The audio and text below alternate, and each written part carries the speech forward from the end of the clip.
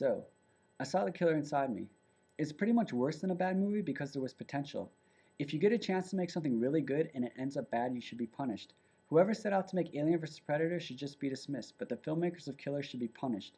Casey Affleck can only play characters who are complex because it takes the burden off of him to do anything interesting. He's the only actor to be nominated for an Oscar who has never made a single choice. Now, he's not exactly ugly, but if you're going to be on screen for 2 hours, you have to look better than that. He's boring and expressionless. How many plain-faced, play-it-safe, make-no-choices white guys in their 30s can we tolerate? I hate watching him, so I tried closing my eyes, and then I hated his voice. So I put some shit in my ears and kept my eyes closed so that I could still tell that he was a quote-unquote serious actor, which also means quote-unquote dipshit asshole. His potential was palpable beyond the five senses. He's an asshole and he usually sucks, and at best is mediocre. And mediocre is worse than sucking, so he always sucks or worse. Casey Affleck is boring, short, unbelievable, funny-looking, and forgettable. And Simon Baker, the Aussie TV actor with highlights in his hair from The Mentalist, plays a 1950s Texas DA? Yeah, great casting all around. Jessica Alba was good. I liked her. Kate Hudson, yeah, she was good. You know, there's a bald-headed sheriff in the movie who was the only guy who looked like he was really from that period, but you could see the makeup line stop where his hairline was supposed to be, and then his whole dome head was a different color, literally like a blind person was doing makeup. So little thought they didn't think to blend his cue ball head top with the skin of his face. He was the best actor, though, but bald as a snake's asshole. But good.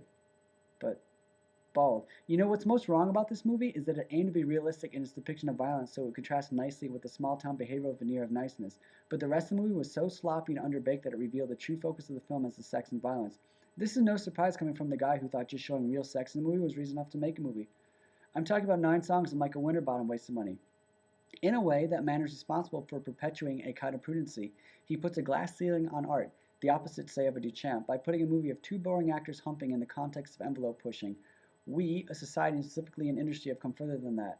It's like Arsenio said about MC Hammer dancing his KFC ads. He just set black people back about 50 years. So in summary, Affleck sucks and Winterbottom is a chump who's trying to ruin independent cinema all by himself. No, wait. Steven Soderbergh is helping quite a bit. God above, let film transcend Steven Soderbergh, the great master of the uninteresting. Anyway, regardless of those ass-clowns, the most remarkable thing about Killer Inside Me is this. Nobody saw it. It made $100,000 and was shot for $13 million. Jessica Alba and Kate Hudson getting whipped and spanked in a 5-minute short film will make more money than that on pay-per-view. What the fuck is going on with film distribution? Idiots. The non-studio distributors are as cowardly and ineffectual as the Democrats pre-Barack, or even still are, some might argue, like those following that little war in Afghanistan or the bailout of billionaires or the protection of billionaires after the BP eco-disaster.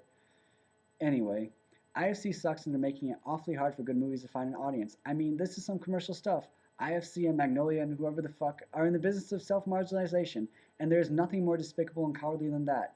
As annoying as Winterbottom and Affleck are, they are still more talented than anyone working at those jack-off companies, because I like movies and I like to see the people bringing them to the screen do it in a way that actually helps the good movies rise to the surface.